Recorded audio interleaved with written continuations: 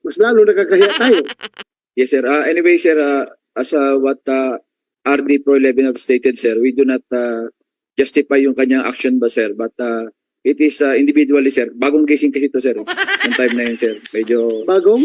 gising siya nung time na yun. Nung nasipa. Bagong gising daw po, sir. Nasipa, sir. Justify bagong gising for that kind of action. Justify. Special action force tayo. Ha? Sap tayo. Yes, sir. Yes, sir. Your Honor. Pag-justify na bagong gising. Porque bagong gising, gaganunin yung babae. Ha? Ay, Your Honor. nakakaya tayo.